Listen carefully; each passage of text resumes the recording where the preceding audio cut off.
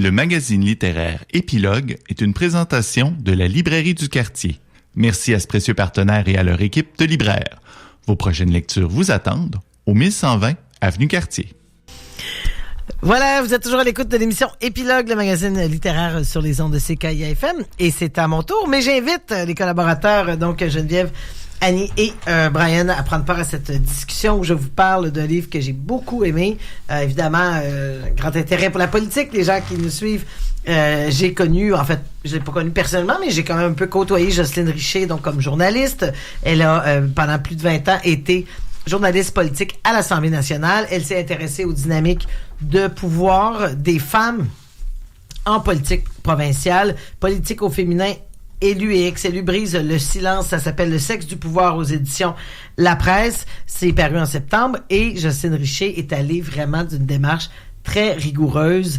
Elle a commencé par contacter donc une 60aine de femmes de toutes les générations, toutes les allégeances politiques. On parle de très jeunes députés. À l'époque, il y a Émilie Lessard-Terrien qui était plus élue, mais qui a évidemment été élue pour Québec solidaire, qui avait une trentaine d'années, jusqu'à Monique Jérôme-Forget qui a 80 ans. Donc, on voit cette étendue de génération. Et le grand constat de Jocelyne Richer, c'est à quel point beaucoup d'enjeux, beaucoup de systèmes érigés, de réflexion de ces femmes aussi sont les mêmes, malgré souvent 40 ans de distance, 50 ans presque dans la vie politique. Alors, il y a vraiment des noms là-dedans, beaucoup, la très grande majorité, on parle d'une 60aine d'élus qui ont répondu. À l'origine, la base de ça, ce n'est pas de prétention scientifique, mais c'est un sondage très élaboré on a tout à la fin du livre. Donc, les 48 questions, un questionnaire à développement sur les réflexions générales, des leaders inspirantes, ce que les élus jugent le plus difficile pour une femme, compléter la phrase suivante.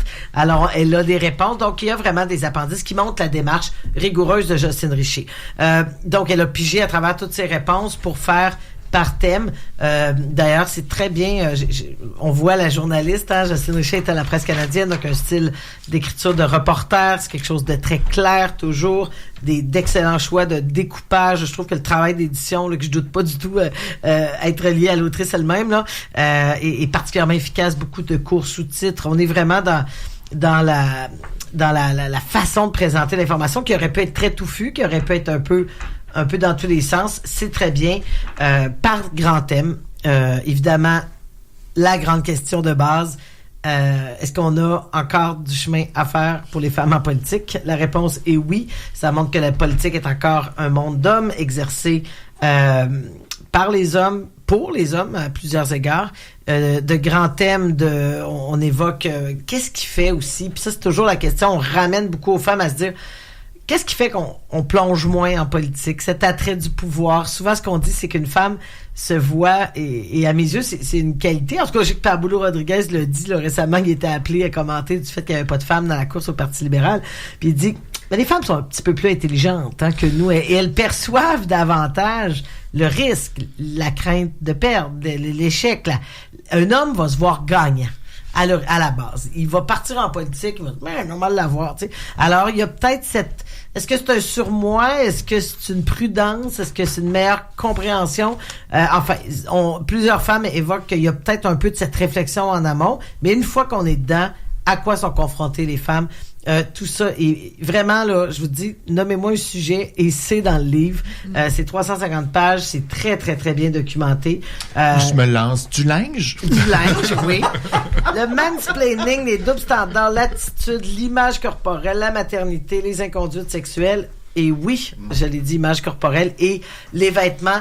Encore aujourd'hui, ça passe par là. Par toujours de voir, puis on a des exemples, on se rappelle, on évoque la campagne de Pauline Marois où elle s'était fait dire c'est un peu ostentatoire, les foulards colorés, les bijoux. On a jusqu'à tout récemment, France-Hélène Duranceau qui avait des souliers de luxe Louboutin à 1200$ pour une annonce en logement social. Bon, est-ce qu'il y a un peu un contexte? Alors que ces messieurs, bien sûr, ont toujours profité de l'offre 2 complets pour 199$ chez moi. Il y a des élus qui ont des montres à plusieurs dizaines de milliers de dollars au poignet. Alors, mais là, on n'en parle pas. Donc, ça rentre aussi dans la catégorie du double standard. Mais des commentaires, là, encore aujourd'hui, d'une femme de se faire dire, ouais, la jupe, tu vas être prise moins au sérieux. C'est de dire, si tu distrais. Tu sais, il y a quelqu'un qui avait dit, une femme, une députée qui s'était fait dire par son collègue masculin, attention au décolleté, parce que une autre se l'est fait dire, puis tu sais, les gens vont être plus concentrés à t'écouter, tu sais. Mais excusez, mais c'est la même dynamique que de porter un voile pour pas attiser le désir des hommes. Tu sais, c'est de dire c'est à toi, au lieu de dire en amont à ses collègues, hey, slacker les gars, là, tu sais. Donc, on sent cette réalité. Évidemment, l'apparence en est une partie, mais on est dans beaucoup plus loin que ça. Moi, j'ai trouvé particulièrement intéressant le chapitre sur le mansplaining. Donc, le mansplaining, traduit par la m'explication, c'est donc un homme qui, essentiellement, il y a une question de génération aussi là-dedans. Parfois, c'est un peu paternaliste. Tu peux arriver avec un politicien d'expérience qui veut donc avoir l'air d'accueillir la petite nouvelle, mais c'est surtout de se faire expliquer ce que tu sais déjà. Il y a des exemples. Paraît que Pierre Fitzgibbon était très bon. Oui. Ouais, on s'en étonne. Publiquement, il avait d'ailleurs rabroué des commentaires auprès de Madame de Sophie Brochu quand elle était à Hydro-Québec. Rappelons-nous, il avait expliqué un peu c'est quoi la réalité énergétique du Québec à la directrice. Alors, il y a des choses comme ça qu'on n'imaginerait pas. On n'imaginerait pas à l'inverse. On parle de double standard. Moi, ça me préoccupe aussi parce que j'ai été gestionnaire, j'ai été directrice et on a tous, les femmes, cette réflexion dans la manière d'exprimer l'autorité. D'être un peu plus ferme, un homme qui crie du caractère, une femme qui fait valoir son point, c'est une hystérique. Il y a vraiment cette idée encore de la sorcière, là, c'est hallucinant et ça c'est vrai, ça continue encore aujourd'hui et les femmes en parlent très bien. Geneviève Guilbeault en parle, elle dit moi, si je suis fâchée, il y a quelque chose, je dois toujours avoir ce surmoi qui vient dire non, faut pas que j'ai l'air trop fâchée. Je vais avoir l'air de ça. Je vais être prise moins au sérieux. Il y a Nathalie Normando en parle. Il y a vraiment des femmes qui ont eu des rôles extrêmement importants. Alors ça, c'est particulièrement intéressant.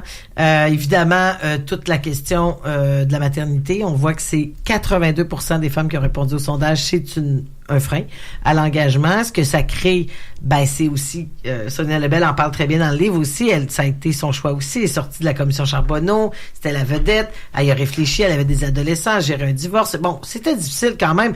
Puis à un moment donné, tu as une fenêtre qui s'ouvre, mais ça fait que la diversité aussi des âges, d'avoir des jeunes mères au Parlement, puis je trouvais d'autant plus intéressant de nous en parler cette semaine que 2 cas tout récents de l'actualité, bien sûr. Il y a quelques semaines, donc Marois Risky qui a annoncé qu'elle terminait son mandat, mais ne se représenterait pas, 2 jeunes enfants.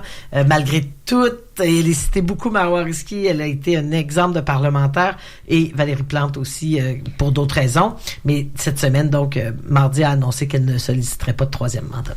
Est-ce qu'il est question des ministères attribués aux femmes? Extrêmement intéressant. Donc ça, c'est un chapitre sur la parité. Et ça, c'est préoccupant aussi parce que moi, c'est un dossier qui m'intéresse depuis plusieurs années. Donc, les candidatures. C'est une chose d'avoir des candidates. On peut se vanter. Une majorité de femmes candidates sur 125 ou égalité ou la zone de parité. 40, on parle de plus de 40%. Et là, la question, c'est, OK, sur papier, vous avez ça. Maintenant, est-ce qu'elles se font élire? Est-ce qu'elles sont dans des comtés prenables? C'est un petit peu moins le cas qu'il y a quelques décennies.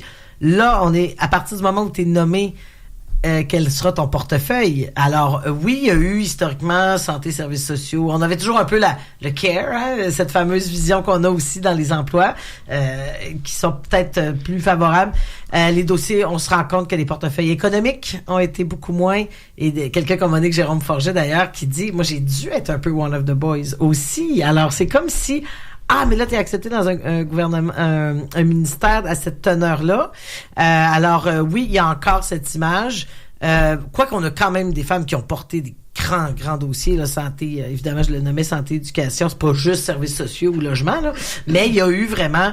mais ce que je trouve intéressant dans ta question aussi, Geneviève, ça m'amène sur une autre réflexion, c'est, oui, une fois les femmes, est-ce qu'elles se font élire? Lorsqu'elles le sont, est-ce qu'elles ont des postes clés dans l'appareil politique gouvernementale, mais aussi l'entourage. Et ça, je trouve ça extrêmement intéressant. Elle remonte jusqu'à Jean Charest. Il y a eu Philippe Couillard par la suite. Il y a François Legault depuis 2018.